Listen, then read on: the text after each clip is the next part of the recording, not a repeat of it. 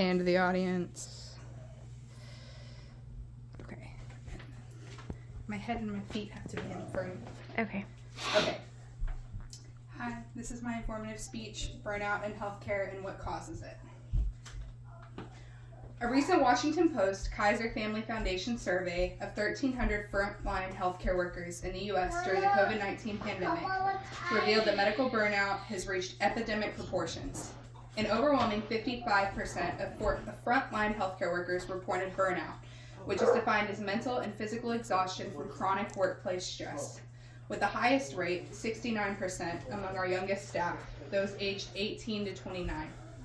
That same group also reports the highest negative impact of the pandemic on their mental health, 75%. Though a majority of all healthcare workers, about 62%, report some mental health repercussions.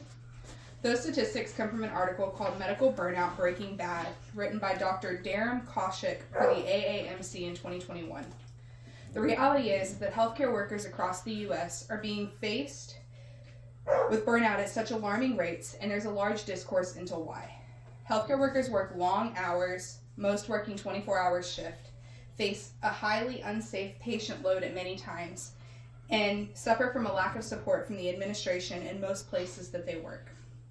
By the end of this speech, I hope to have given you some insight onto what healthcare workers are facing and the many causes of burnout in hospital staff, and possibly a new sense of respect for what the people that take care of our sick face daily. According to an article written by Ro Ting Lin and co-contributors, Long Working Hours and Burnout in Healthcare Workers, the article states that long working hours simply mean that people are spending more time at work, and thus, when hours of work increase, available hours for sleep may be decreased. It has well been documented that people who sleep less than 6 hours a day are at high risk of developing clinically defined burnout. The harsh reality is when you're faced with long hours at work, many working 12 hours a day, you spend an hour to 2 hours daily transporting to and from said job, and then you have to spend at least an hour to two taking care of yourself, feeding yourself, bathing yourself. There's not much time left to dedicate to anything other than sleep. These long hours and lack of time to do anything for your personal life lead to emotional stress, especially when done over long periods of time.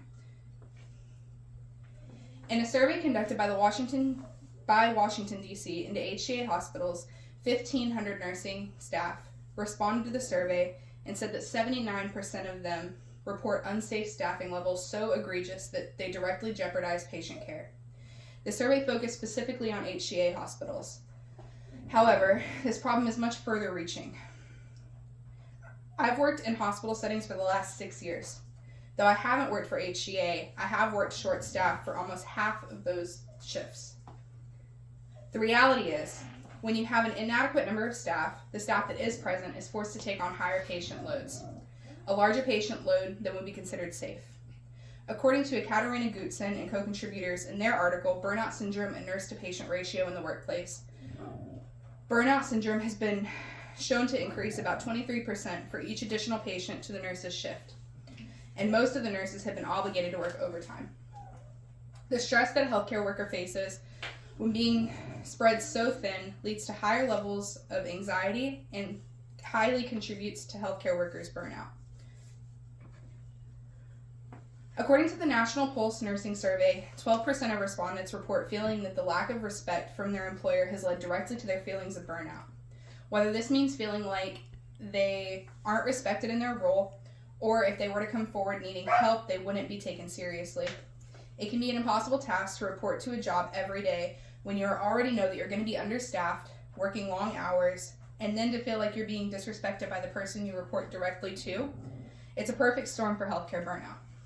An article written by Cassandra Fox, titled "The Effects of Administrative Support on Registered Nurse Wellbeing During the COVID-19 Pandemic," states that the driving force for nurses leaving the nursing workforce is reported as lack of guidance, lack of management support, and